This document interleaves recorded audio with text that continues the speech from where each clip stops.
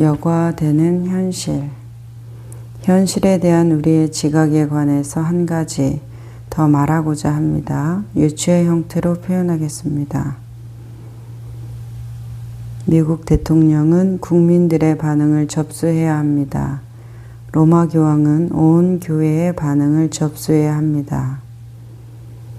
그 모두를 직접 살피기란 거의 불가능하기 때문에 사람을 두어 그 사안들을 추출하고 요약하고 점검하고 여과하는 일을 맡깁니다. 그 일부가 결제 사안으로 올라오게 되죠. 그런데 우리에게 일어나는 일도 이와 같습니다. 우리는 우리 몸의 모든 털구멍이나 살아있는 세포로부터 그리고 우리의 모든 감각기관들로부터 현실에서 나오는 반응들을 접수하고 있습니다.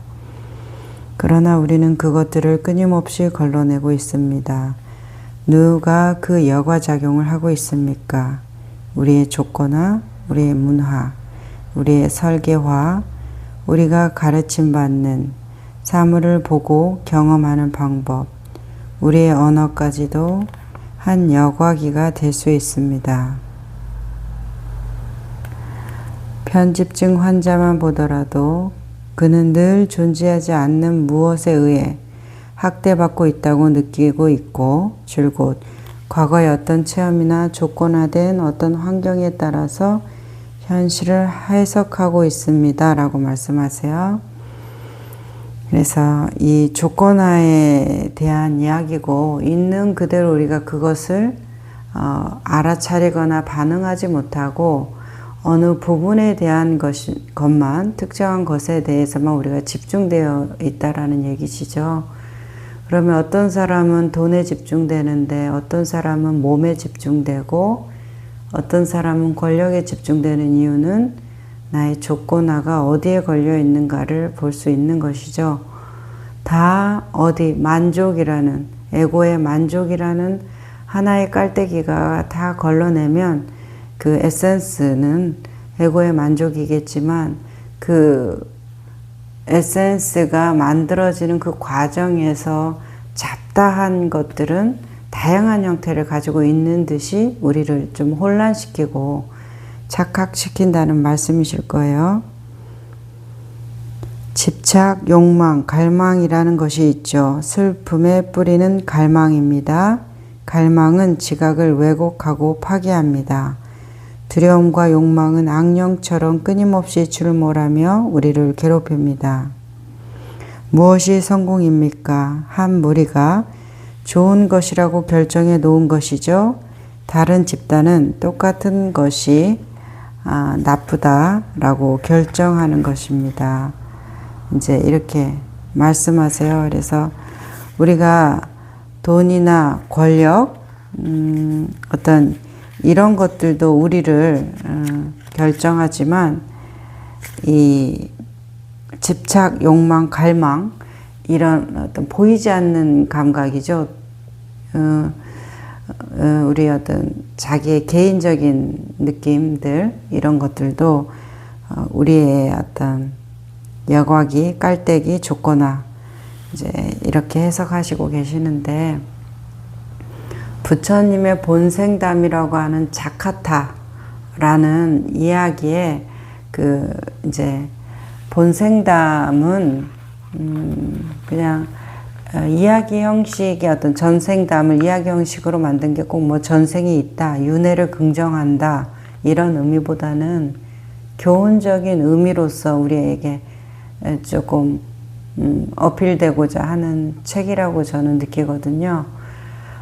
그 시대의 많은 사람들은 인도의 그 시대의 많은 사람들은 윤회와 전생을 믿었고 그 천지 사방의 온갖 신들을 믿었기 때문에 그분들을 교화시키고 어떤 이 조건과 인연, 화합물, 연기적인 그 법칙을 설명할 때 그들이 믿는 바에 따라서 수순하면서 방편설법을 하시기 때문에 그 본생담, 그 전생담이라는 것을 아마 들려주셨을 거로 생각이 들어요. 그 자카타라는 내용 중에서 부처님이 죽이었던 시절의 이야기죠. 그러니까 우리가 뭐 꼭 원숭이, 사자, 독수리, 뱀, 뭐 사슴의 왕이었던 시절도 있으셨고, 이제 그런 것들 중에서 죽이었던 시절의 이야기였습니다. 아니, 죽으로도 환생할 수 있나? 제가 그 이야기 읽으면서 그런 생각이 들었는데, 어쨌든 부처님이 죽이었던 전생의 시절의 이야기예요. 근데 이 죽이 어떤 신비한 나무 위에 올려져 있어서 먹어도 줄지 않고, 그리고 항상 따뜻한 온도를 유지했었대요. 이야기니까. 그래서 소문이 널리 퍼진 거예요. 그 숲속이나 이웃 마을 숲속에 동물들이 다 먹고 배불리 먹고 늘 이렇게 기아와 가난에 헐떡이지 않고 이렇게 충만하게 살아가는 숲속 이야기입니다. 그런데 세 마리의 쥐는 심드렁, 소심, 미움이라는 세 마리의 쥐였어요. 심드렁, 미움, 소심이. 그래서 심드렁이가 그렇게 신비한 죽이 있대, 이 소리를 들으니까, 아유, 정말 그런 게 있겠어? 누가 거짓말이나 하고 돌아다니는 거겠지. 그런 일이 어떻게 있을 수가 있겠어? 먹으면 사라지는 거지. 아유, 시시해. 이렇게 말하면서 그 죽을 그 숲속 마을에 사는데도 찾아가 보려지 않는 거예요. 그리고 미움이라는 쥐는 나를 속이려고 다른 쥐들과 다른 나를 미워하는 녀석들이 나를 속이려고, 나를 힘들게 만들려고 그런 거짓말을 꾸며내는 거야. 다 세상은 나쁜, 못된 거짓말쟁이 천지니까 이제 그렇게 생각을 했다고 그래요. 그리고 소심이는 너무나 겁난다. 어떻게 그런 일이 있을 수가 있어? 분명히 뭔가 거기에는 어마어마한 비밀이 숨겨 있고 나를 그렇게 유혹하고 꼬드겨서 뭔가 나를 나쁜 길로 인도하려고 그러는 걸 거야 하면서 소심이가 이제 이렇게, 그래서 심드렁이, 미움과 소심이, 이 세 마리의 쥐는 그 죽이 있는 곳으로 가서 정말로 배불리 먹고 다른 동물들은 다 이렇게 풍요롭고 충족하게 사는데 그 세 마리는 늘 배고파서 쫄쫄 굶고 늘 궁핍한데도, 그래서 그 죽을 먹어봐. 아무리 먹어도 줄지 않아. 그리고 늘 따뜻하고 배부르게 먹을 수 있어. 이렇게 그걸 실제로 먹고 온 친구들이 얘기를 해도 그렇게 믿지를 않는 거예요. 그러다가 이 얘네들이 이제 거의 죽어갈 때쯤 선택의 여지가 없으니까 거기를 가봤다고 그러죠. 그런 죽이 진짜 있단 말이야. 있겠어. 다 나를 속이는 이야기들이지 하고. 그런데 정말 그 냄새가 솔솔 풍기더니 어느 지점에 가니까 그 냄새를 따라 가보니까 신비한 죽이 정말 있더라는 말이에요. 그래서 그걸 먹으니까 정말 배가 부르고 살 걱정이 없어지는 이제 그런 이야기예요. 그래서 이게 시사하는 바는 어떤 우리 에고의 삶이 그 진화의 삶, 지금 여기에서 깨어있는 이 삶으로 돌아올 때 이 현실의 삶이 얼마나 있는 그대로 풍요로워지고 풍족한가에 대한 이야기로 우리가 어떤 은유적인 기법으로 이해할 수가 있는데, 이 심드렁, 미움, 소심이 이거를 저는 5개의 이야기를 하고 싶으셨던 것이 아닐까 이런 생각이 들어요. 우리를 이 본원 자리, 이 자리에서 떠나게 만드는, 늘 꿈꾸고 환상을 쫓아다니게 만드는 그 5가지 눈을 가리는 덮개죠. 5개. 5가지의 덮개가 있다고 하시잖아요. 그래서 감관적인 욕망, 그것이 탐욕개죠. 그리고 진애, 그 화내고 성내는 마음, 악이죠. 그게 진애개. 그리고 들뜨고 늘 불안하고 걱정하는 마음, 그게 도거개고, 또 나태하고 게으르고 해태하고 이제 면계, 그리고 회의적인 의심인 의계 이렇게 해서 5개의 덮개, 5개가 있잖아요. 아마 그것들이 우리를 참 진리, 드러나 있는 진리로 진리가 눈앞에 보이는데도 그것들을 의심하고 게으르게 만들고 불안하게 만들고 들뜨게 만들어서 바로 앞에 보이는 그것조차도 우리가 볼 수 없게 만드는 거. 이제 아마 그 얘기를 하고 싶은 것이 아니었나 읽으면서 그 죽 이야기를 읽으면서 그런 생각이 들었는데, 여기에 그 집착, 욕망, 갈망이라는 그 것을 보면서 우리의 그 자타카에 나온 본생담 이야기가 생각났어요. 자, 여기에 이렇게 말씀하세요. 집착이란 무엇인가? 그 무엇이 없이는 행복하지 않으리라는 확신이 집착이라고 하세요. 여기 신부님은 일단 그렇게 확신하고는 그것으로 끝인 거라고 하시네요. 건강이 좋지 않다면 어떻게 행복할 수 있느냐. 그러나 중요한 것을 말씀드리겠습니다. 나는 암으로 죽어가면서도 행복한 사람을 만났습니다. 자기가 그렇게 설계되었다는 것을, 그런 그릇된 신념에 길들여졌다는 것을 이해할 필요가 있습니다. 그것이 그릇된 것임을 보십시오. 환상임을 보십시오. 사람들은 평생 동안 무엇 하고 있습니까? 싸우느라 바쁩니다. 세뇌된 겁니다. 설계된 겁니다. 그래서 행복하게 만들어줄 욕망의 대상을 얻기 위해서 일하고 분투합니다. 내가 그 대상인 돈, 우정, 무엇이든 그것을 얻기까지 나는 행복하지 않으리라. 그것을 얻기 위해 분투해야지. 그것을 얻었을 때는 그것을 지키기 위해 분투해야지. 이렇게 말씀을 하시네요. 그래서 참 얻기 위해서 분투하고 지키기 위해서 분투하는 인생, 우리가 언제 쉴 날이 읽기만 해도 쉴 날이 도대체 언젠가. 얻기 위해서 애쓰고 얻었으면 지키기 위해서 애쓰면 그 얻은 것을 위해서 노력한 그것을 어떻게 보상받나. 우리는 그냥 자기의 생각으로 만족감으로 이제 보상을 받는 것인데, 그 도겐 선사가 이 불법을 공부한다는 것, 자기를 성찰한다는 것은 내 마음을 공부하는 것이다. 내 마음을 공부한다는 것은 자기를 잊는 것이다. 자기를 잊는 것은 모든 것이 드러난다는 것이다. 이제 이렇게 말씀을 하시잖아요. 이 드러남 속에 있는 것은, 있는 것이 있는 거대로 드러나는 이 현상 안에서는 반드시 우리가 거쳐가야 되는 부분이 자기의 절망입니다.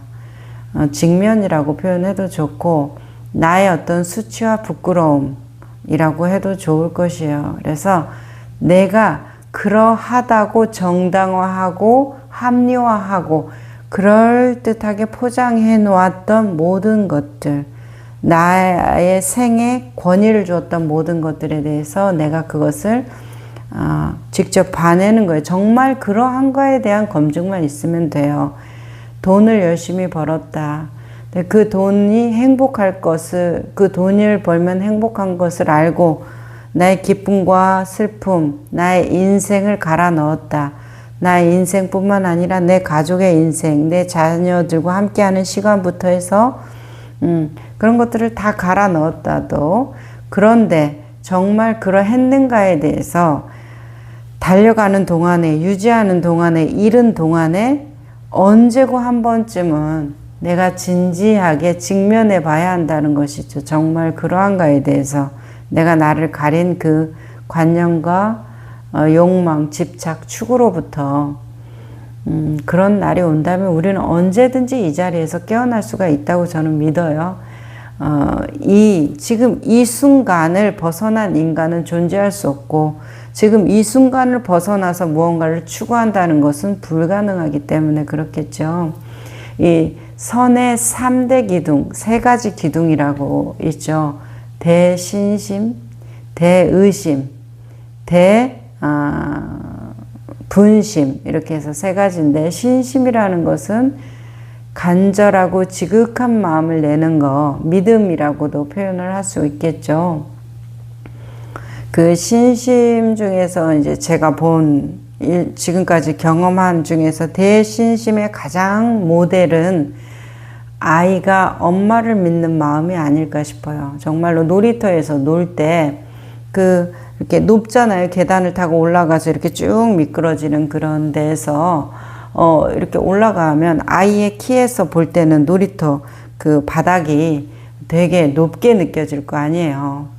서 있는 그 미끄럼을 타려고 올라간 그 자리에서. 그래도 엄마가 받아줄 테니까 내려 그러면 그냥 생각 없이 뛰어내려 버리거든요. 이제 조금 머리 크면 7살, 8살 정도 되면은 뭐 받아줘, 어디 가지 마, 이런 게 자꾸 확인은 하겠지만 더 어렸을 땐 5살, 4살 때는 그냥 뛰어내려 버리거든요. 아무런 생각이 없어요. 겁도 없고 무섭지도 않고 의심도 하지 않아요. 그 사람이 나를 받아줄 것에 대한 그런 정도가 아마 대신심의 믿음이 아닐까. 그냥 그러하다 하면 그냥 바로 그거와 같이 돼버리는 것이죠. 아이의 믿음, 엄마에 대한 그 아이에 대한 아이의 믿음이 대신심의 모델링이 아닐까 저는 그렇게 생각을 했었고, 또 대의심이라는 것은 있는 그대로 이 자리를 봤을 때 의심이 사라진다라는 것을, 그러니까 이게 뭘 많이 알아서 우리는 의심이 사라지면 뭘 많이 알기 때문에 의심이 사라진다고 느끼는데, 의심이라는 것은 그냥 이런 건 것 같아요. 보면 사라지는 것이죠. 이것이죠. 빨간색의 이것을 보는 게 아니라 그냥 보면 사라지는 거예요. 그래서 내가 저걸 빨간색으로 믿어. 빨간색일 것이야. 빨간색이겠지? 이럴 때는 빨간색이라는 것에 대해서 내가 더 공부를 하고 더 많은 빨간색의 종류를 알고 이럴 때도 잔잔한 의심이 있어요. 그런데 그냥 이것으로 보는 거, 뭐 빨간색이다, 책갈피다, 이런 것으로 아는 것이 아니라 그냥 이것을 보는 것. 이거에 뭔 의심이 있어요? 그냥 그것인데. 그래서 이 대의심을 내라는 말도 아마 이 대의심이 사라지는 그때, 의심이라는 것이 이런 것이었고, 지식이라는 것이, 지식을 쌓아간다는 것이 의심을 키워간다는 것이었구나라는 말이 이것이었고, 생각하지 말고 보라, 생각하지 말고 들어라는 말이 바로 이것 때문에 그렇구나. 이제 우리가 그때야 조금 노연하는 경험을 하게 되죠.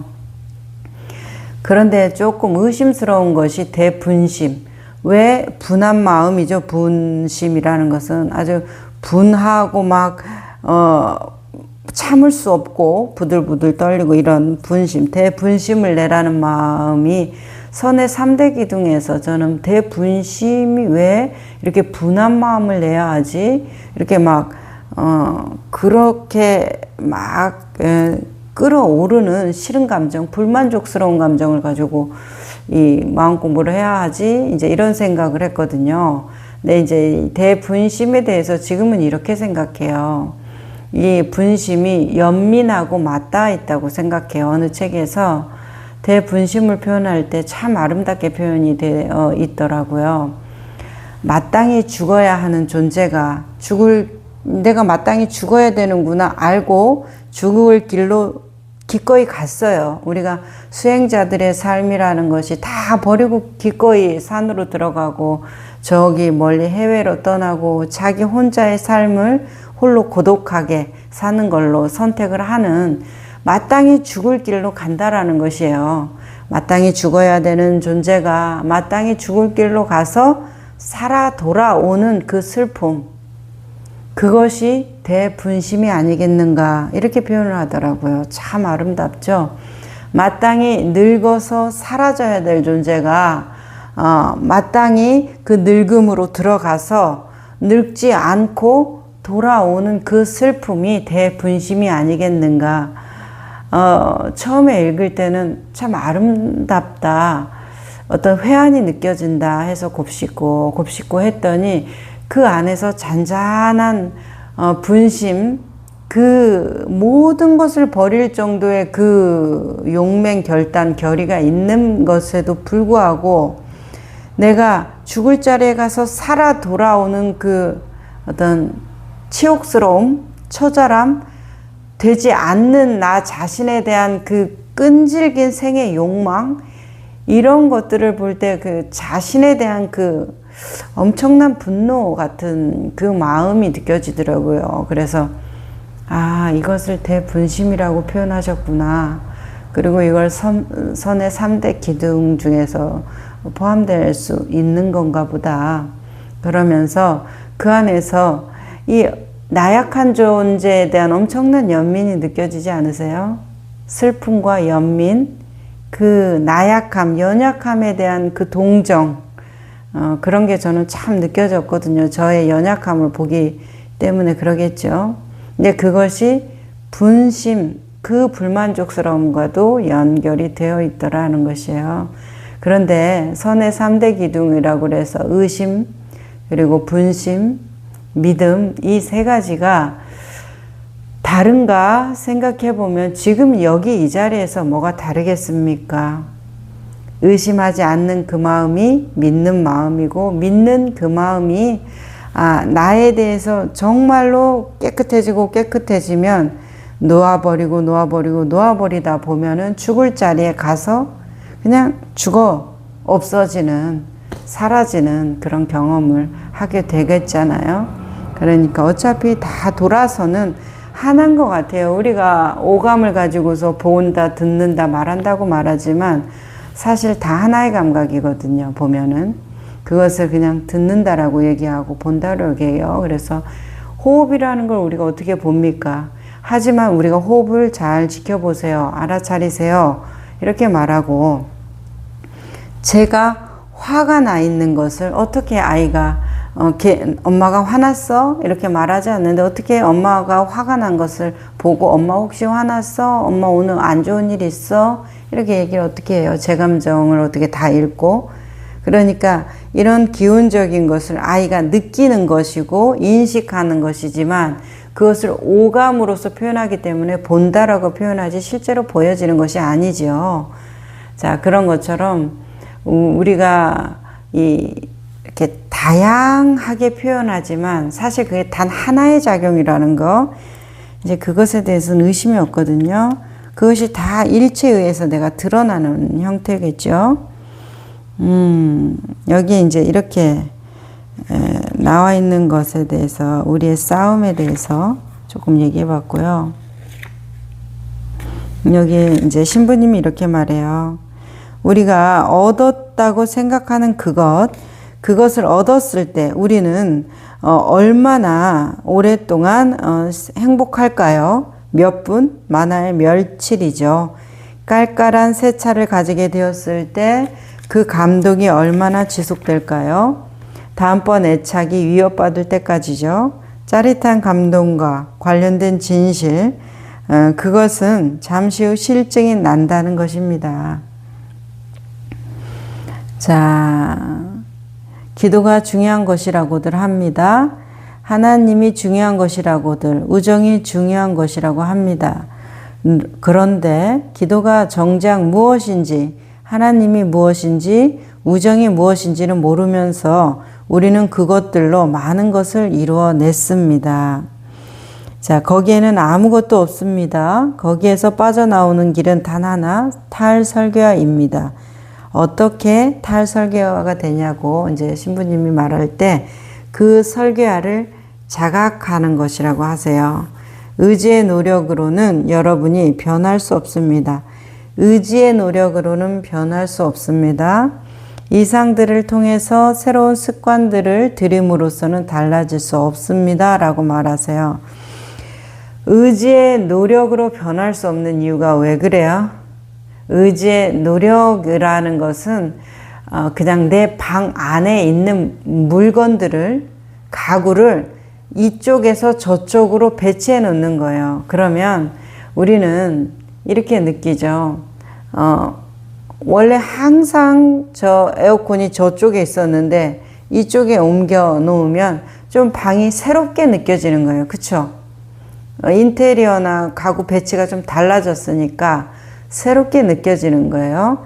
하지만은 이 의지, 노력으로서 변할 수 없다는 이 말이나 이 방 안에 있는 물건을 여기에다 옮기고 저기에다 옮겨서 새롭다, 새롭다 이런 느낌을 받지만 결국 그 실증이 나고 지루해지는 것은 왜 그래요?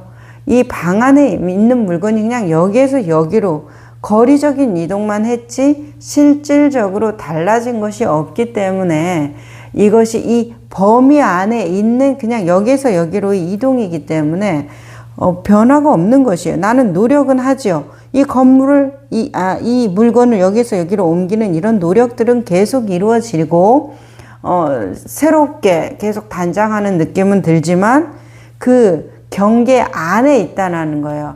의지의 노력이라는 것은 우리가 의지의 노력이라는 것을 잘 생각해 보세요. 어떻게 의지의 노력이라는 것을 할 수 있는가에 대한 근본적인 질문이 필요한 거죠. 내가 노력을 어떻게 할 수 있지? 노력이라는 게 어떻게 가능하지? 라는 질문이에요. 노력이라는 게 가능하려면 반드시 뭐가 전제돼야 돼요? 내가 안다가 전제돼야 돼요. 그래야 노력을 하지. 아무것도 모르는데 무슨 노력을 어떻게 합니까? 일단 이렇게 하면 이렇게 돼 라는 나의 안다라는 것을 기반으로 그것을 이루기 위해서 노력하는 것이잖아요. 그래서 미래라는 것이 1초라도 후를 우리가 알 수가 없는데도 우리는 미래를 위해서 노력하지 않는 단 한 사람을 제가 지금까지 어렸을 때부터 지금까지 본 적이, 그러니까 미래를 위해서 다 준비하고 노력해야 된다는 것에 대해서 동의하지 않는 사람이 없어요.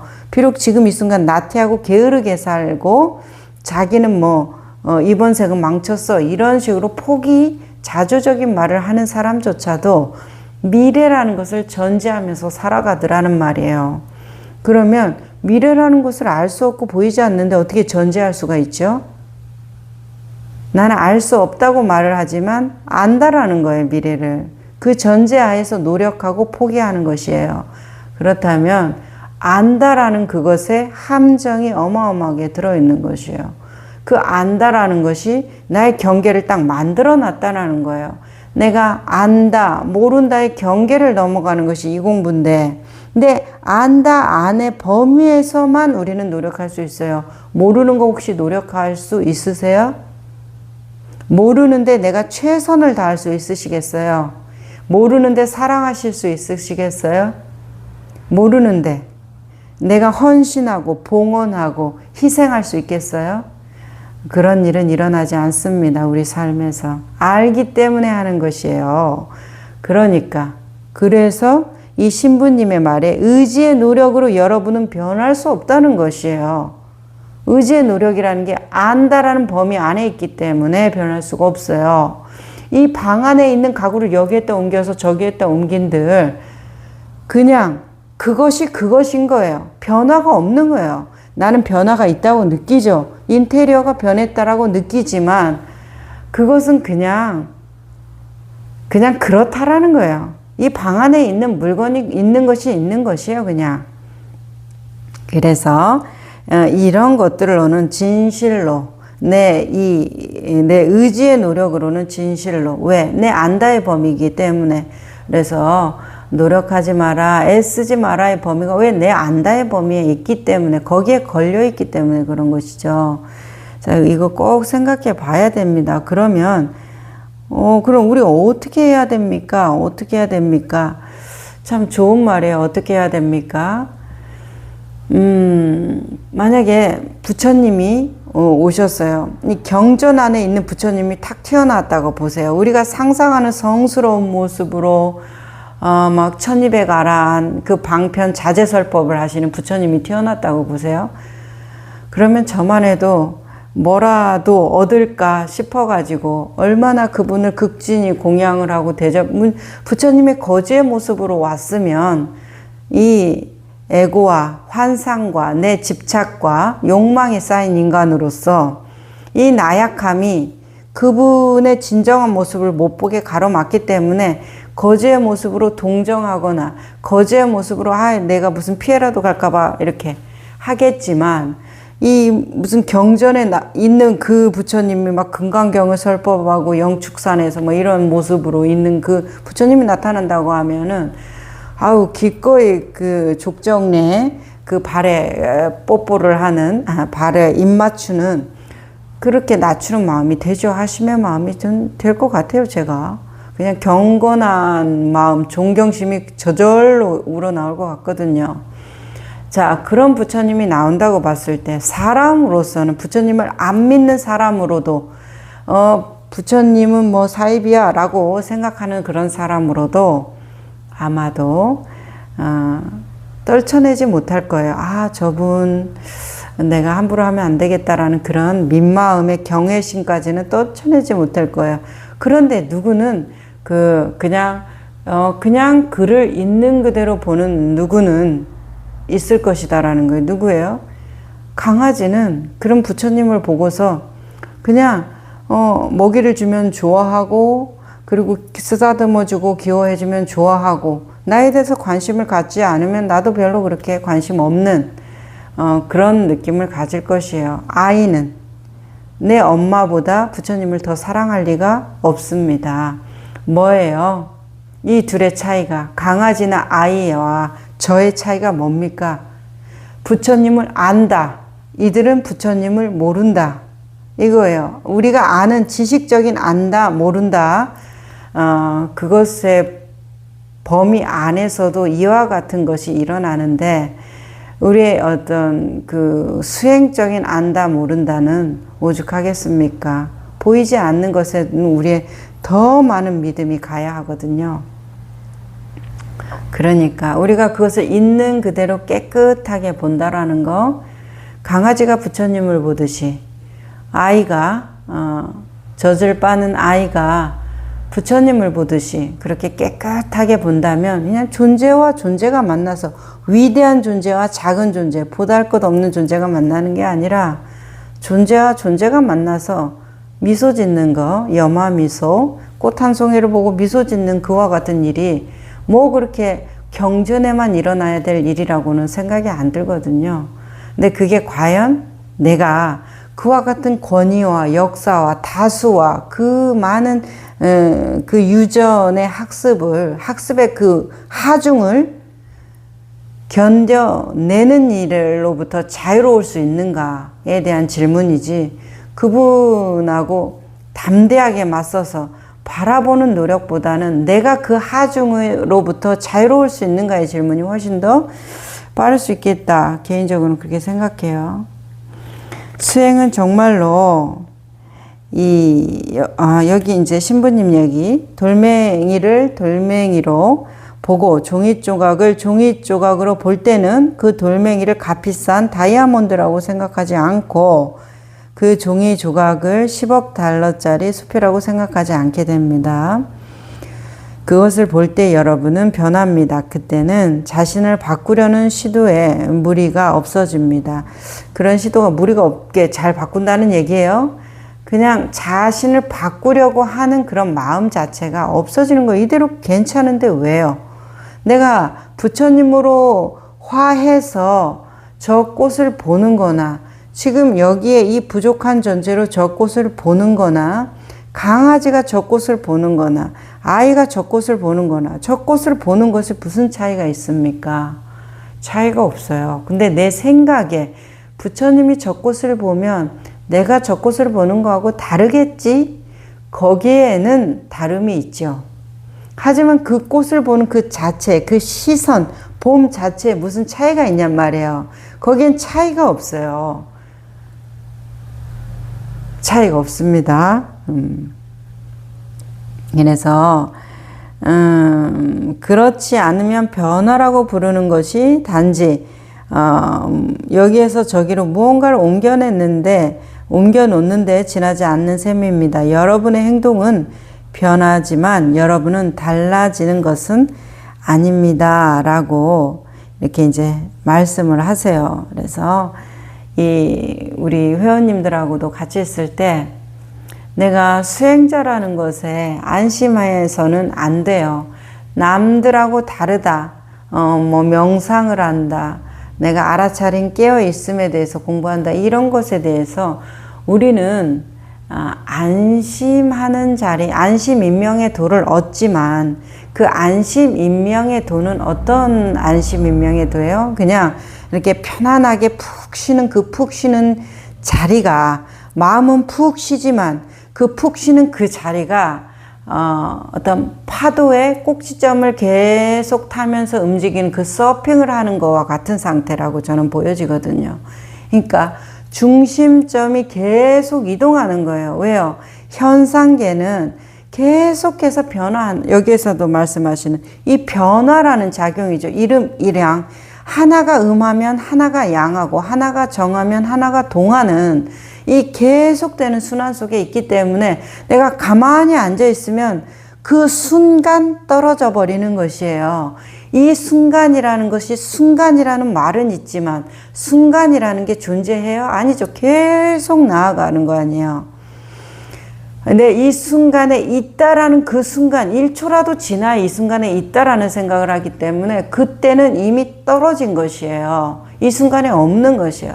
그러니까 이 파도를 타는 그 서핑을 잘 타는 서핑 가는 그 파도의 꼭지점과 꼭지점을 계속 타면서 그 미묘한 중심을 계속 잡아가는 거 아니에요. 그와 같은 것이 안심인명의 도에 가장 적절해요. 그 꼭지점을 계속 타고 이동하면서 중심점을 계속 잡아가죠. 그래서 멀리서 보면 저 사람이 안정적이어 보여요. 하지만 그 사람은 계속 중심을 잡고 있는 상태의 안정감인 것이지 그냥 한 곳에 탁 눌러 앉아버리는 안정감이 아닌 것이에요. 그래서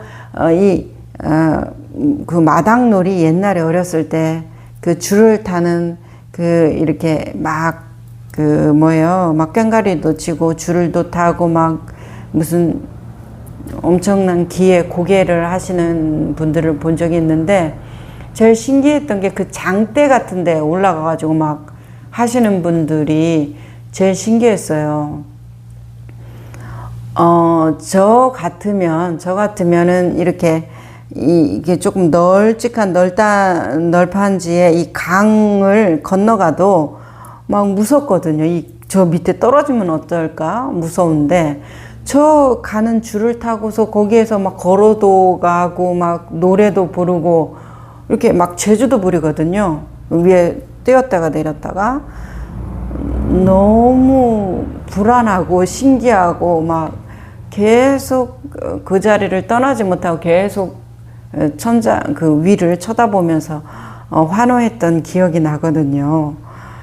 그 중심을 잡는 이제 그분 같은 경우에도 우리가 보기에는 그냥 이 줄이라는 것이 그냥 안정감이 있을 것 같잖아요. 너무나 익숙하게 그러고 있으니까. 하지만 어때요? 그 출렁이는 줄에 어디에 안정감이 있겠습니까? 그분의 몸의 그 유연성으로 중심을 계속 잡아가면서 겉에서 보기에 아무런 불안이 없는 상태처럼 보이는 것이잖아요. 그런 중심이에요. 그러니까 수행에서도 안심하면 안 된다라는 것에 대해서 매너리즘이라는 것은 살아가면서 그냥 맨날 오늘은 또 뭐 먹지? 맨날 했던 거 또 하네. 반복되는 일상이야. 그런 어떤 삶의 매너리즘 뿐만 아니라 그냥 어떤 것도 다 휩쓸고 지나갈 수 있는 것. 그냥 보편적이고 평범해지고 통속적이고 상식적이어지는 이걸 다 그냥 덮어버리는 것이에요. 이 힘이라는 것은. 그래서 계속 깨어 있으라고 우리의 안내자들이 말할 수밖에 없는 것이에요. 이 자리는 중심을 잡지 않는 한 그냥 바로 추락하는 것이거든요.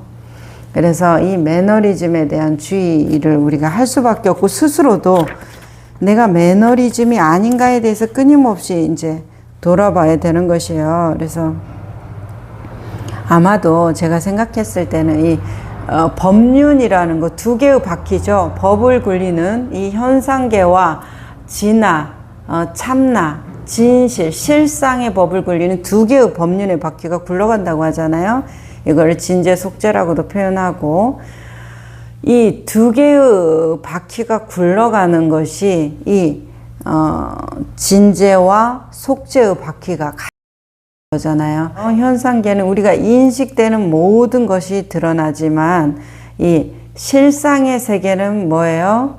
원래 그 모습 그대로를 보여주는 거.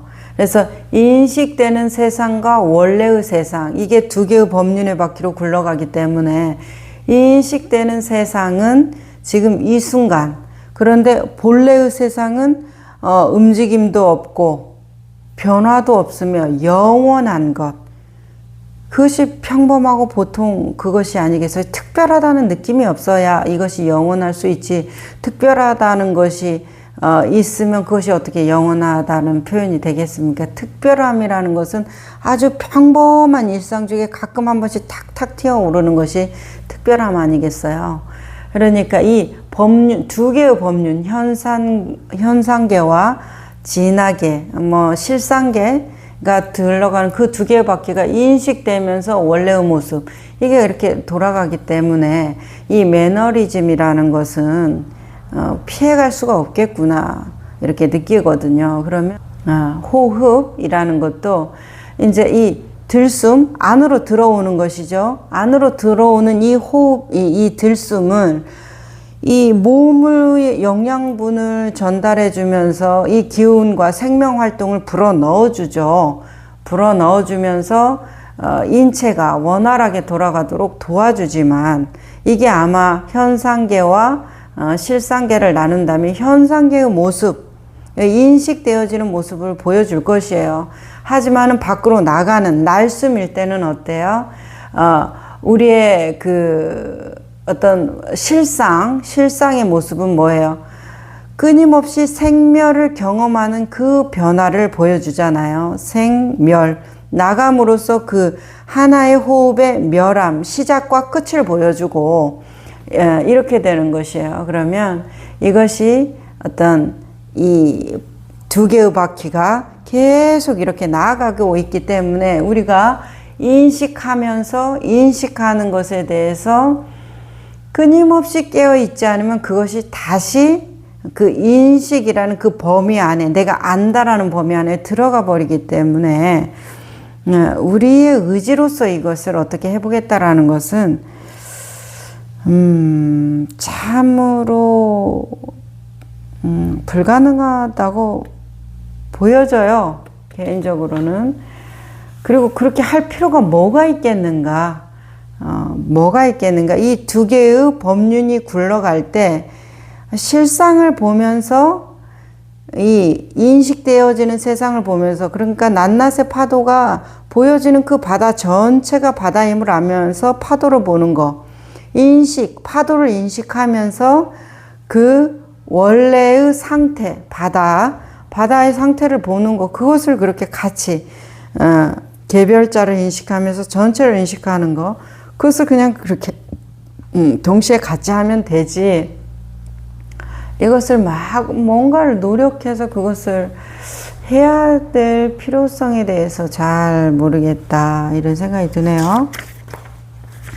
초연함까지만 해볼게요. 자, 변화하는 유일한 길은 이해를 바꾸는 데 있습니다. 그런데 이해한다는 건 무슨 뜻일까요? 우리는 어떻게 이해에 착수할까요? 우리가 갖가지 집착들이 얼마나 예속되어 있는지 살펴보십시오. 이 애착들을 고수하기 위해 우리는 세상을 재정리하고 분투합니다. 나에게 다른 사람의 사랑이 필요한 게 아니죠. 현실과 접촉할 필요가 있을 따름이죠. 나의 이 감옥을, 이 설계화를, 이 조건화를, 이 그릇된 신념들을, 이 환상들을 부수고 나올 필요가 있는 겁니다. 탈출하여 현실 속으로 들어갈 필요가 있는 것입니다. 현실은 사랑스럽습니다. 현실은 절대적인 기쁨입니다. 영생은 지금입니다. 우리는 영생이 둘러싸여 있습니다. 물고기가 바닷속에 있는 것처럼 이라고 이제 말씀을 하세요. 너무 좋죠? 이 현실 속에 있는 것, 이 지금 이 순간에 있는 것, 이것에 대해서 우리가 조금 더 깨어 있고자 해요. 워낙 우리의 어떤 선지식께서 그것의 중요함을 마지막 순간까지도 계속 강조하시니까요. 자, 그러면 어떻게 우리가 깨어 있을 수 있는가, 이 질문이 있죠. 우리가 어떻게 깨어 있다는 건 도대체 뭔가, 지금 이 순간에 있다는 것은 뭔가, 정말로 이렇게도 얘기하고 저렇게도 얘기하고 이렇게도 탐구하고 저렇게도 탐구하는 많은 언어들이 있죠. 혹시 이 말이 닿을까 저 말이 닿을까 많은 염려들이 있죠. 지금 생각 들기에는 지금 이 순간에 있으려면 어떻게 해야 됩니까? 좀 기대를 내려놓으면 어떨까요? 조금 뭔가 그 희망, 그 내가 생각하는 그 기쁨, 환희, 경이로움, 그런 어떤 예상도, 큰 그림들을 좀 내려놓으면 어떨까요 싶어요. 좀 기대를 내려놓고 조금 저녁에 잠잘 때 이제 자야지 하고 씻고 뭐하고 부산스러움이 다 고요해지고 그냥 침대에 따뜻하게 누워가지고 가만히 있는 거, 어떤 지금 기대와 해야 된다 하는 노력이나 부단한 그 마음이나 이런 것들을 다 내려놓고 그냥 가만히 있는 거잖아요. 잠이 오기를 기다리면서 이 피곤함을 느끼면서, 몸의 피곤함을 느끼면서 좀 그런 상태로 가는 것이 지금 이 순간에 깨어있는데 좀 도움이 되지 않을까. 그래서 좀 기대를 내려놓고 조금 자기가 얼마나 피곤한지 알아주는 거. 내가 하루 동안 참 힘들었네. 다리도 가만히 있어 보니까 좀 땡기는 것 같고, 허리도 누우니까 좀 편안해 펴지는 것 같고, 삭신이 좀 노곤노곤해지는 것 같으네 하는 그런 느낌처럼, 지금 이 순간에 깨어있기 위해서 뭘 더 하기보다는 잠들기 직전에 우리가 그런 피곤해, 좀 피곤하다, 그리고 좀 뭘 붙잡으려고 하는 그런 노력보다는 그냥 쉬려고 하는 그런 노력이죠. 노력 자체가 나를 긴장시키는 것이긴 하지만 그러한 상태가 조금 더 이 순간과 연결되는 것에 좀 가깝지 않나. 그래서 너무 큰 기대를 하지 않는 거. 자, 빨리 자야지. 잠 더 잘 안 오잖아요. 그런 것처럼 뭔가 내가 어떤 기대를 가지고 희망을 가지고 이렇게 하지 않고 그냥 그 상태에 조금 알아차리다 보면 어느새 잠이 들거든요. 이제 그런 것들을 조금 생각해 보면 어떨까, 그런 생각이 드네요. 자, 그리고 일시적으로 세상이 우리의 애착에 맞게 재배치되고, 그래서 우리는 야 신난다, 우리 편이 이겼다 합니다. 그러나 기다려보세요. 변할 겁니다. 내일이면 우울해질 겁니다. 왜 우리는 이런 일을 계속하고 있을까요? 행복은 환상이 없는 환상을 떨쳐버린 상태입니다. 비탄에 잠겨서 다시는 행복하지 않으리라 는 것도 생각입니다. 생각해 보세요.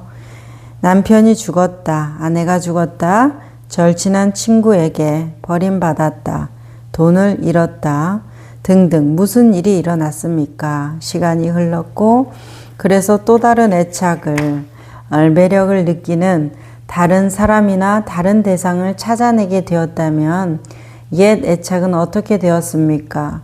행복하기 위해 정말 그게 필요했던 건 아니잖아요. 여기에서 교훈을 얻어야 했던 것입니다. 네, 결국은 돌아와서 자신입니다. 우리 어제 그 수요일마다 저희는 그 온라인 독서 모임을 해요. 그 독서 모임에서 절망, 과대망상, 그리고 음주욕, 이런 것들, 그 감정 수업 내용 주제에 따라서 그런 내용들을 했는데, 그 내용들의 결국 귀결점은 어딥니까? 자기 만족, 그리고 결국은 아만, 자만, 아상, 기만, 그 만이라는 거예요. 나만 하는 만이죠. 그래서 우리가 돌아와서 깨끗이 알아차려야 되는 것은 대상으로 먼저 가 있죠. 우리는 대상을 통해서 자신을 인식하니까 자신을 인식하기 위해서는 대상이 있는 것은 맞아요. 전체 바다를 보기 위해서는 파도부터 눈에 들어옵니다. 그러니까 물의 본체성을 알기 위해서는 이슬과 비와 눈물과 땀을 보게 되어 있어요. 그렇지만 우리가 그것을 통해서 정말로 진실로 깨어나는 것은 그 본래의 상태의 가용에 따라서 무쌍하게 변화하는 용도에 대해서 이제 어떤 어려움과 불안이 없어지는 상태겠죠. 그러니까 그 교훈은 돌이켜서 자기 자신에 대한 회광반조, 어떤 것에도 우리는 진실을 애착할 수 없다는 거예요. 돈을 그렇게 일생 동안 돈을 벌기 위해서 노력했지만 나는 돈이 정말 중요해서 목숨까지 걸었지만 돈에 애착했지만 실제로 보면 그 돈에 애착하고 그렇게 에너지를 쏟을 수 있었던 이유는 뭐예요? 자기 자신에 대한 연민, 그 돈이 없었을 때의 고통이라든지 돈이 필요하기 때문에 어떠하다는 자기가 먹어놓은 그 관념, 그것에 대한 사랑이 돈으로 투영된 거지. 정말 그 사람이 돈 해도 그 돈에 있지 않다라는 거예요. 진실된 애정은 나에 있었지. 그러면 이거를 비추어서 누군가에게 헌신한다. 내 몸매를 가꾸기 위해서 애쓴다. 권력을 얻기 위해서 애쓴다. 사랑받기 위해 쓴다. 이 모든 것들이 다 결국 나에 대한 어떤 만족과 사랑, 연민, 고통에 대한 그 투영, 투사, 이런 것이라는 거 우리 벗어날 수가 없어요. 그래서 직면하는 것이 그토록 고통스러운 일입니다. 그것에 대한 동일시화된 것이 너무나 자기를 이상화 시켜놨거든요. 그거 참 힘든 일이에요. 힘든 일이더라고요, 보니까. 자, 개념을 생각하고 있는 겁니다. 꿈꾸는 상태를 생각하고 있는 겁니다. 이 세상에 하나님이란 진짜 하나님과는 아무 상관이 없는 겁니다. 하나님을 발견하기 위해서 때로는 하나님을 보려 합니다. 너무나 선가적인 말이에요. 그렇죠? 하나님을 발견하기 위해서 때로는 하나님을 버려야 합니다. 우리 어떤 말이 있어요? 살불살조라는 말이 있어요. 부처님을 만나면 부처님을 죽이고 조사를 만나면 조사를 죽이라는 말씀이 살불살조 아니에요? 여기서 하나님을 발견하기 위해서 하나님을 버려라. 이 말하고 뭐가 틀려요? 그러면 두 하나님이 있다라는 얘기예요. 하나님을 만나기 위해서는 무소부재성의 하나님이겠고 하나님을 버려라의 이 하나님은 뭐예요? 나투어진 하나님이겠죠. 그래서 이슬, 땀, 눈물 이것을 버려야 나는 이슬이야. 이슬이 물이야. 이게 본래 본체성이야. 이렇게 말하는 그 마음을 버려서 이렇게 나투어졌어라는 거죠. 하나님의 모습이 이렇게 나투어졌어. 그래서 내가 본래의 어떤 완전한 상태는 아니야. 지금 이 순간이 그렇다는 것이야. 라는 것에 대한 동의죠. 이런 것처럼 지금 나투어진 모습에 대해서 우리가 그 완전하다고 믿는 어떤 딱 사로잡힘이 생기거든요. 그게 감각적으로 오면, 환상적으로 오면 대부분은 빠져나갈 수가 없어요. 이 평범함으로 돌아오는 것보다 얼마나 그게 매력적인 일인데요. 자, 그래서 우리가 몇십 년을 갈아 넣을 수가 있는 것이죠. 그 감각이 참으로 생각하는 것처럼 바깥에 볼 때는 그게 그렇게 세월을 보낼 일이야? 하지만 그 맛을 보게 되면 세월을 보내는 일이 뭐 그렇게 중요하지 않게 느껴지거든요. 근데 어쨌든 간에 그런 것들이 버려야 할 하나님이라는 거예요. 살불살조의 그 진짜 내 상의 부처님, 내 상의 조사, 내 상의 하나님이라는 말씀이시지, 진짜 무소부재성의 하나님은 죽일 수도 없고 살릴 수도 없는 거예요. 온전한 전체이기 때문에 진리 자체를 우리가 무슨 재주로 그렇게 할 수 있겠습니까? 그래서 그것이 두 분의 하나님을 얘기한다라는 것을 우리는 알 수 있다. 우리는 매사에 의해 하도 눈이 멀어서 애착들이 관계들을 돕기보다는 오히려 해친다는 기본 진리를 발견하지 못했습니다. 절친한 내 친구에게 이런 말을 하자니 몹시 두려웠던 일이 기억납니다. 난 실상 자네가 필요한 건 아닐세. 자네가 없어도 난 완전히 행복할 수 있다네. 그리고 이렇게 말함으로써 난 자네와 함께 있기를 철저히 즐길 수 있다는 걸 발견한다네. 이젠 불안도 질투도 진념도 애착도 없거든. 애착이 없는 바탕 위에서 내가 자네를 좋아하고 있을 때 자네와 함께 있다는 게 기쁜 일이지. 자네는 자유야. 나도 그렇고.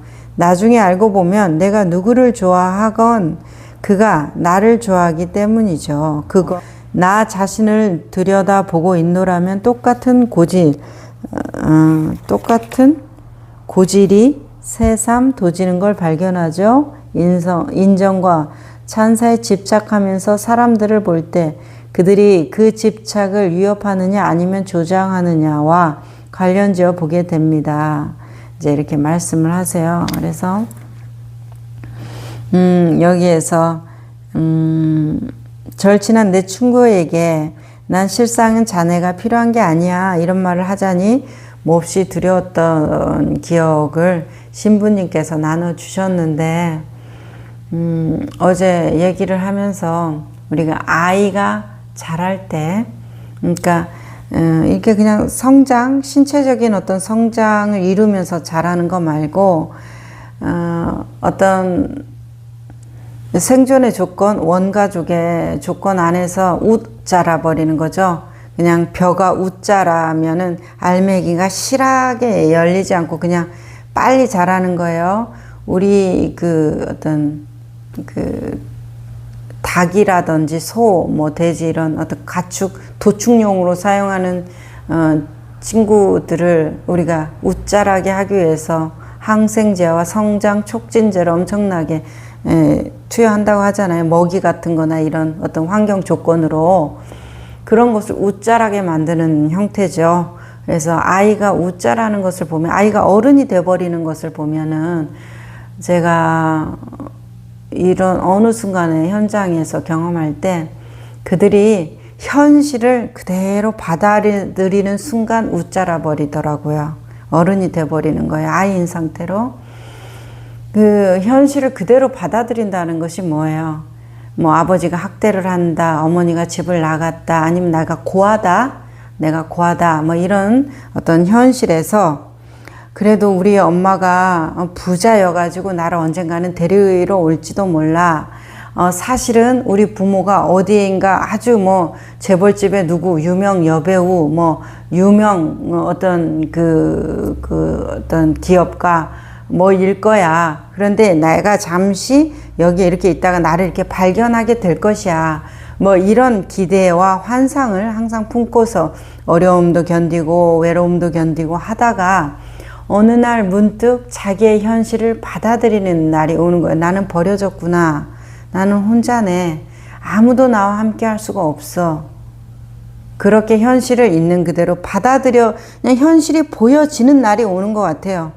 끊임없이 기대하고 그것이 무참하게 깨지고 일어나고 깨지고 하는 그런 기대를 가지고 살아가다가 어느 순간에 딱 현실을 보게 되면서 난 버려졌구나. 더 이상 어딘가에 내 부모가 있을 거라는 환상을 버리면 그 아이가 이제 더 이상 눈물을 흘리지 않아요. 담담해져 버리는 것이죠. 그래서 울지 않는 아이가 되는 것이 참 무서운 일이구나. 그리고 뭐 좀 도와주세요 떼쓰지 않고 그냥 침착하고 네 이렇게 착한 아이가 되는 일이 참 슬픈 일이구나. 제가 저희 회원님들하고 얘기 나누면서 정말 많이 느꼈어요. 여기는 어른이 너무 빨리 어른이 된 사람들이 오거든요. 그래서 왜 그렇게 우리에게 그 조금만 아이로서의 시간을 보낼 수 있는 지금 우리가 지나고 보면 아이로서의 시간이라는 게 인생에서 참 짧은 시간이거든요. 근데도 그 시간도 우리는 버텨낼 수 있는 버텨낼 수 그 시간도 버텨낼 수 없도록 그냥 이렇게 세상은 밀어붙이는 거. 우리의 유전이, 우리의 주변 환경과 심리적인 조건들이.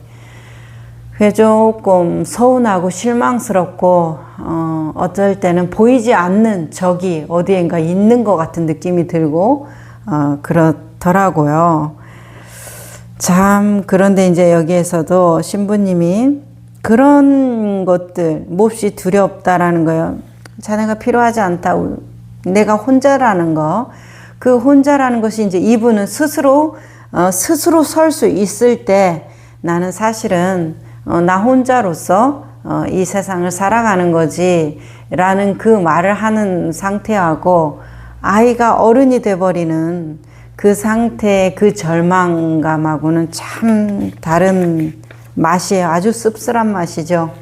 맛보지 않기를 바라는 맛이죠. 우리가 준비된 상태에서 좀 어른이 되면은 좋겠다라는 마음입니다. 자, 넘어갈게요. 무엇이 사랑입니까? 사랑은 감수성입니다. 깨어있는 의식입니다. 한 예로 교향곡을 들으면서 드럼 소리만 듣고 있다면 교향곡을 듣는 게 아니죠. 무엇이 사랑하는 마음입니까? 사랑하는 마음은 생명의 전부에 모든 사람들에게 민감합니다. 사랑하는 마음은 누구에게라도 혹은 무엇에라도 모질어지지 않습니다. 이렇게 말씀하세요. 마음이 모질어지게 되면 게다가 눈마저 멀어지게 되면 집착의 대상을 객관적으로 보지 못하게 됩니다. 사랑에는 지각의 명료성이 객관성이 따르는 법입니다. 사랑처럼 눈 밝은 것은 없습니다. 라고 표현하세요. 사랑이 무엇입니까? 사랑은 감수성입니다. 이렇게 말씀하시는 것에 대해서 참으로 다정한 신부님 이렇게 느껴지시는데 이 깨어남 어떤 알아차림 이 자리 지금 이 순간에 우리가 있는 그대로 놓여나는 거 마음이 푹 쉬어지는 거 이런 것이 무엇입니까? 이렇게 바꿔도 감수성, 민감성, 예민함 이런 어떤 감각으로 바꿀 수 있다고 느껴져요. 항마 촉진 이 촉의 감각하고 뭐 그렇게 다르겠는가 이렇게 느껴지거든요. 그래서 이 깨어남 이것이 무엇이 깨어남이겠습니까? 했을 때 감수성, 깨어남은 감수성입니다. 우리의 지식으로 알 수 없고 지성으로 알 수 없고 내가 얼마만큼 경험을 쌓았다라는 그 시간으로 통과되지 않는 것이에요. 지금 이 순간에 내가 얼마나 세밀하고 민감한 감수성을 가지고 있느냐 그것을 우리가 조금 볼 수 있겠다 이런 말이 들고 이 민감한 감수성이 교향곡 얘기를 하니까 저희 회원님 중에서 베토벤의 환희의 찬가 그것을 들을 때 그분이 정말 좋아하시거든요. 웅장하기도 하죠, 교향곡. 그런데 그분의 표현들이 생각나요. 그것이 왜 그렇게 좋으세요? 하고 물어봤더니 정말 이 어떤 내 안의 감수성을 끌어올린다 이런 말씀을 하셨던 게 기억나거든요. 그런 거 하나쯤 자기의 어떤 마음을 조금 이렇게 노곤노곤해지게 만들 수 있는 것이 있다면 참 좋겠다는 생각을 하면서 마치겠습니다.